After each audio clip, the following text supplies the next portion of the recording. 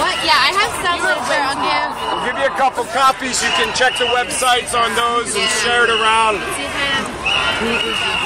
There is no leader. You are the leader. You are the leader of democracy. You are the leader of democracy. Alright, guys. Alright. So first I'm going to teach you something important called mic check. Mic check! Have you guys heard of this? Have you heard of this? No. What you're going to do, hey guys, make sure, so they've taken time out of their protest to come talk to you. This is a really big deal. You guys have been asking us about Occupy. Wait, Cassie. So definitely make sure you take the time to listen to them.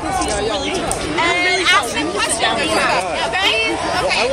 So I'm going to do the mic check to start, and I probably can't round this lap. So what we're going to do is I'm going to say mic check. Mic check. Cool. And you guys are going to reply mic check. Okay? I can probably scream this loud, so I'm just going to scream. But what they use mic check for is if they need to tell each other something, they're just going to yell out mic check, and then everybody's going to repeat it. So, hello everybody. My name's Emily. I'm from Occupy Burlington and Boston, my home camps. I've traveled to about 7 so far. I'm from, what? Go Red Sox. Yeah, I don't really watch too many sports, but yes, I more just hate the Yankees more than I like the Boston Red Sox.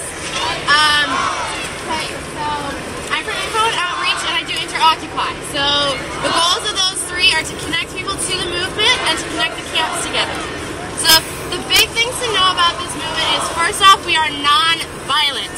Despite what you may have seen in the media, we do not throw punches back at the police. We try to be as non-violent communicators as possible, so normally you won't even see us yelling at the police. Like, we'll yell at the police, but not things like shame or like try to guilt them. We're completely democratic, meaning that if you guys go down there, you are part of the movement at that moment. You're part of the movement just by listening to me right now, because you are the 99%. So the big crux of this movement is we are the 99% is the big slogan that's catching around, and it means that 1% of our country owns 40% of the wealth in this country. 1% of the world owns about 20% of the entire global wealth. Or another statistic is 20% of the world's elite owns 80% of the world's wealth. So about half the world lives on less than $2 a day. A lot of us in Occupy think that's completely unfair, and that the majority of us could do a lot better than that. Because, at least personally, like the UN Declaration was written in like 1948, and it guaranteed everyone fair housing, fair health care, fair education, water for everyone. And all these are critically lacking in the world right now. So those are some of the big issues that people are talking about. But people are also talking about things like democracy. Like, we don't have, like, I can't walk into the Capitol and talk to my president and tell him I think he's doing a bad job. And neither can you. But here, I can walk in and tell them I think what you're doing is wrong, and we can come to consensus and talk about that. I'd say jump over big. We have done some jumping over barricades. Yep. Personally, I've done some of that. So non-violence does not mean passive. There's a difference between non-violent tactics.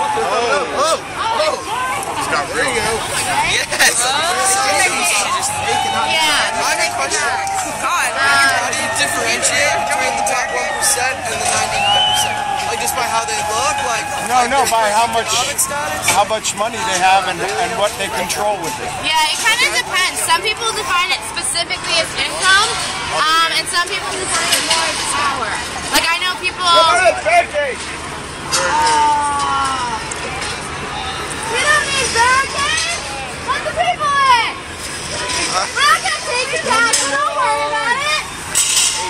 How far up to A lot of people define the 1% differently. People define it by their economics. So I think to be like the 1% wealth in this country is about $500,000 income a year. But I don't know if you guys know, but a lot more people make money not off of income really specifically, but capital. So what people will do is if you have a lot of money, you can invest it and make a lot more money. And not pay taxes at all on that interest. Do you think that it's wrong, like, to try to make more money and, like, become part of that 1%? Or does it depend on what you do? I think it depends. Personally, I'm in the movement because I would like to see, I think there are things that humans need.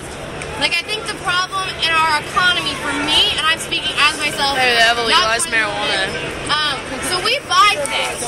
For me, we buy things, and it's like an iPad, like, is $300. Food is like $5, but they're both money.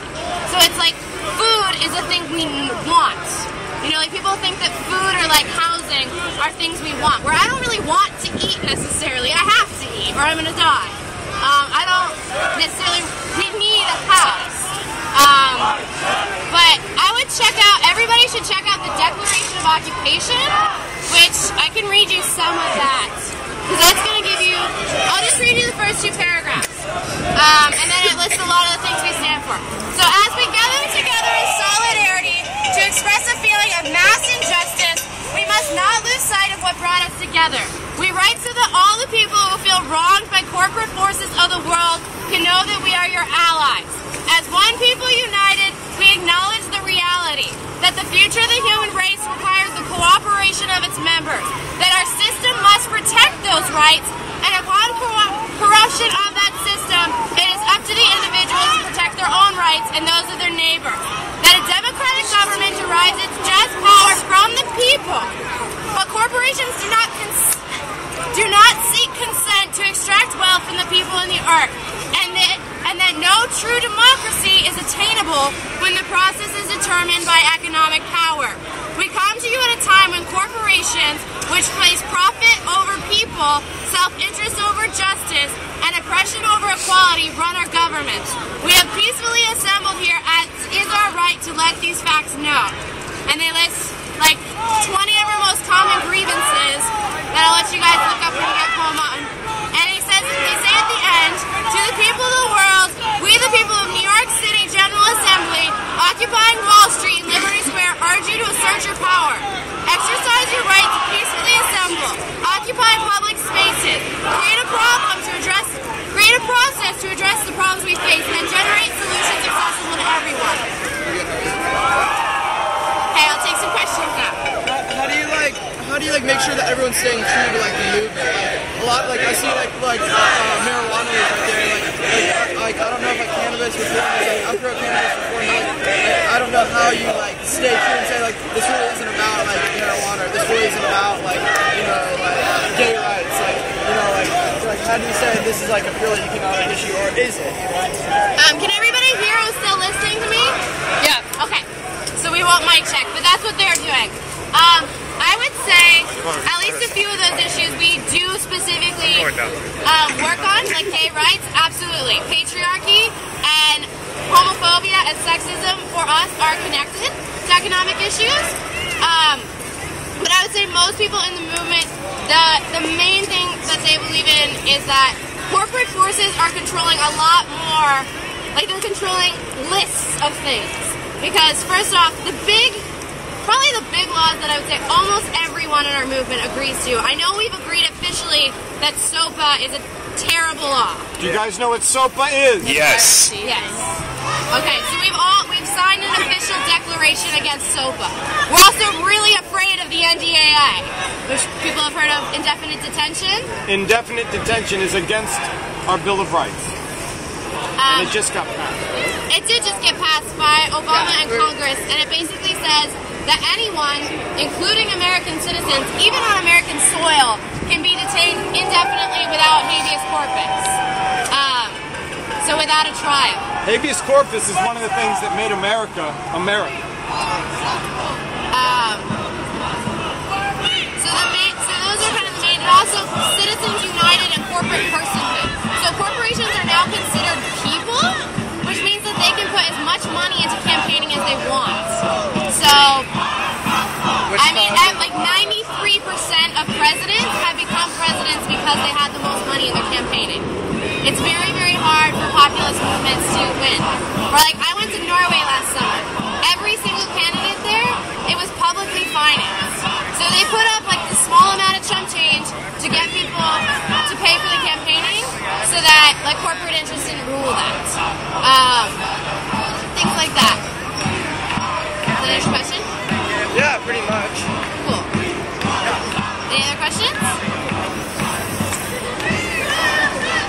join the masses, I guess. What? Yeah, join them. Yeah, totally. Are you advocating less capitalism, more socialism, or communism, or what? Me personally, I think what I've seen in the Occupy movement is what I want to come out of it. They have a lot of anarchist tactics, they have a lot of socialist tactics, they have a lot of resource-based tactics. The way our camps function, for me, worked pretty dang well. Because socialism is really an economic structure, and I do like a lot of things like Norway. Like I said, I was there. They have a single-payer healthcare, absolutely amazing. They spend half the money, and everyone has healthcare, and everybody lives like 4 years longer. They have lower infant mortality. Education over there, all college is free, which means that even if you're working class, that you can go and get an education. So basic healthcare, like basic needs, are taken care of in that kind of economy. But I think it should be a mix. Okay. Their economy is better because everyone does get an education. Everyone has everything they need. So, I mean, I'm a radical personally. Not everybody is. There's a lot of reformists in our movement, totally. But the way I saw the Occupy camp is what I kind of want the world to look like. It ran by consensus. People worked because, like, there's this whole idea in our system that people won't work without a really big incentive of money, which I just think is stupid, because all of us in the camp were probably working like 16 hours a day, and the only time not working was sleeping. But they were doing things they love. Like, I don't like cleaning dishes, right? But when I was there, I always offered to clean their dishes, and they're like, no, we love this. And I was like, and they're like, you're on media, go make sure that people know what's going on, because we hate cameras. And I was like, all right, sick, I'm not going to do my dishes today. So people love different things, and they'll do that work because it's enjoyable to them. Where, like, my classic example of why I think some things are wrong is, like, I've always wanted to be a doctor, and a doctor, which I'm having mixed feelings on that now, but so, like, at a hospital there's a doctor and a janitor, and a doctor probably makes, an ER doctor makes about $250,000 a year. A janitor, maybe $25,000 in a good, like, unionized janitor. In my opinion, the janitor saves more people. Because sanitation in a hospital, critical issue. If the floors are not clean, if they're not swept, if they're not kept dry, people are going to fall, which is the #1 killer in a hospital. People are going to get sicker in a hospital, and there's not going to be good sterilization. So why is that janitor less important?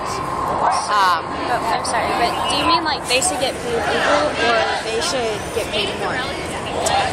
I mean, personally, what I liked about, I'm not saying that necessarily that would work. I'm just saying it's messed up. But Totally. But I believe in democracy. I believe in it with my heart, and I think equality is wonderful. I think most of the problems I see in the world are systemic of inequality. Because, like, the places you tend to see the most crime, the most hatred, the most really rugged conditions don't tend to be rich neighborhoods, you know? Like, they tend to be really, really poor communities because they have no power, and so the only way they know how to exert power is typically violently. But, like, we spend $18 million a year in violent crimes, so that's things like rape, murder, like, definitely horrific crimes. But white-collar crime, like fraud, embezzlement, theft on a large scale, is $250 billion to victims in this country, but nobody cares because, it was paper trail, you know, where nobody thinks, that $250 billion took people's houses. Like, I mean, the foreclosures, do you guys have any idea what happened exactly? The housing bubble popped. Somewhat. Do you know kind of why? Because it was built up on a lot of rich people's money, and then the economy dropped, and all their money went away, and they couldn't afford it anymore. Yeah, but also an even more screwed up thing that they did was they bet on people failing. Like, there was investors who knew, like, so they would take, like, people who were illiterate or immigrants or people who, like, really couldn't understand even really basic English, and, like, I don't know if you've ever seen a mortgage, but it's, like, pages and pages and pages and, like, asterisks all over the place. And so they, like, set up these mortgages, which they knew were doomed to fail, and they actually went outside their company and bet on these people failing. So they made money off of these people failing their mortgage. Not only did they make money off these mortgages, like, they literally bet on people to fail. So they're designed to make people fail. Yeah. There's a lot of white collar crime that's just they sit back in their room and they figure out how to set people up for failure, or even their own company, but then come out good. But what's the point of that? That just increases more. For the general people, but for their own pocket, they make more. So they're going for their own personal short-term gain at the loss of the people they're supposed to represent. Yeah, but okay. So I'm sorry. I'm not disagreeing with you. I'm not agreeing with you. At this point, back to the hospital janitor thing. I saw a sign from the news that said "tax the rich," and I agree with the janitor does just as much as the doctor, but that janitor might not have had opportunities to go to school, but that doctor did, and they took care of them. But so you feel like since that doctor went to school and got an education, and maybe their job is just as important as the janitors, and janitors is just as important, do you think the doctor should have a higher tax rate just because they went to school and got their education? I mean personally, like healthcare. I'm not saying you're wrong. Healthcare is that's just an example for me. Yeah. Like healthcare is like the thing I care most about, and I think that's like I think there's probably a few big issues that people are fighting this movement for. I would say like the basic needs. Would you agree with me? So I would say things like water, like 2/3 of the water of our world in 50 years is not going to come water. Yeah. That'll be the next World War. It's going to be the next World War, and it's really critical. Environmental justice. We could fix that. We could fix that. We have all the solutions already figured out for all the problems, but we're being prevented from implementing them because the problems outreach. You guys have any questions? Keep some people in a position to extract more and extract more. Because if they solve that problem, they won't make money if there's no problem. So they live off the people, the general people having problems, and keeping the masses in dire straits keeps those people desperate, and they make money off those people's desperation. So my question is, if they raise taxes on the upper income level, I mean, are those taxes just going to go to welfare you're not going to do anything to solve your problems, but we'll give you money? Or do they go to people like, we're going to give you money to help you solve your problems? How about just put good wells in, have clean food, and have fair housing rules, and actually have a system that would go after the criminals of white collar. Yeah. I mean, when Enron went down, they had thousands of employees that had worked 10, 20 years and built up their retirement. When it went down, the chiefs all had all their money, and all the people lost 20 years of their retirement. The accountants, secretaries, they all lost, but their chiefs went away with it. And who was prosecuted? We have to prosecute the white collar and not give them the status that gives them incentive to keep doing more. One thing that I have noticed that's messing up the system though is like there are people that could work and they're on welfare. They don't like the people that say they get hurt at work. No, there are those people. There are always going to be people who are going to abuse the system. The problem is there really aren't enough jobs. Our jobs have gone overseas. Our corporations forced our government to make rules such that our jobs have gone away. We build so hard, white collar, the more jobs you have in your country. And it really comes down to this: your vote every day is your dollar vote. No, the corporation you give money to, because that's in this economy of this world. That's how you vote. You have to buy from an organic farmer, not from one that poisons the water. And we have the Clean Water, Clean Air, and Clean Soil Acts from 1972, but they're not being enforced. And all across America, our soils are being polluted, our waters are being polluted by big corporations that just dump. And downstream people are, and those are the things. We just need to effectively enforce the rules we've already voted in. We need to give teeth to what we've already agreed to. And that's a big part of it. I mean, we could solve all these problems. And we need to look at other countries that have implemented things that maybe are a little different and see who does that work. Like she said, Norway, with the healthcare. a lot of countries have good health care and education for their citizens, and they have less problems than we have. So why don't we start doing that direction? For that noise policy. I was actually on a bus from Kentucky. I went to see my daughter. She's studying to be a midwife out there. That's a trip, and I was just coming back home. I met 4 of these kids from Oklahoma. And they told me, okay, and they just bussed in 2 days from Oklahoma. And I said, well, I'll show you guys, I'm from here, I'll show you guys how to get down to where you're going and set your tents up this morning. They came to the Occupy on a Greyhound bus this morning, 4 of them, and they'd never been here, so they'd never been in the subway, so I just tour guided them. Well, go talk to these guys. No, keep talking to them. I'll talk to these students. I just met somebody. That's great. I kind of want to meet them. I'm ready to like start a mic check. Because to think that so many people from Oklahoma would come to a movement like this is crazy. Because this doesn't happen. They were part of the Oklahoma. Let me see if I can see one of them, and I will point them out. Do you think it's kind of unnerving to know absolutely no one that commits to a mass? I think it's great. I think it's great that you can agree on something and just meet people and just start talking to them. I mean, that's the way you get stuff done. I like it.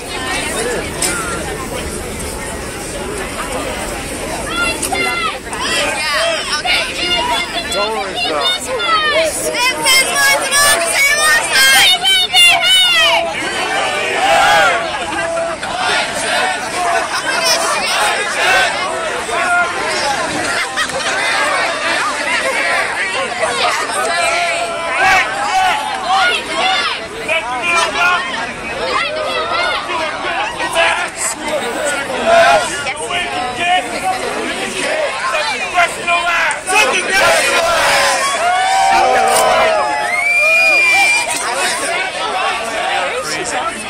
They're not crazy. They have grievances. They want to have them heard. Good for them. You don't necessarily have to agree with it, but they have a right to be here. I don't agree with what all they say, but they have a right to voice their opinion.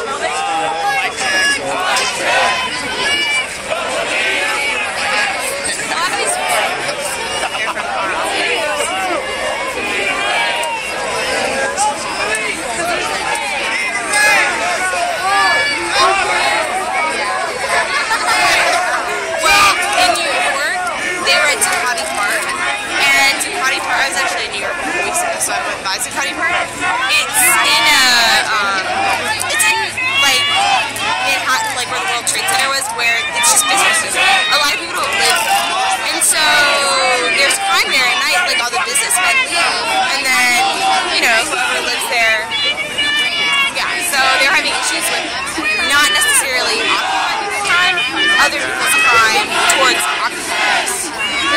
Yeah. So Zuccotti Park, like, is totally barricaded and you can't even go in it. Yeah. And then Occupy Wall Street, that bowl on Wall Street, that's barricaded. That's crazy. Yeah, parts of Oakland too. But we haven't had any violence here this year. They've been told by the mayor that they can't. Close up! I know! Thanks guys for joining us! Thank you!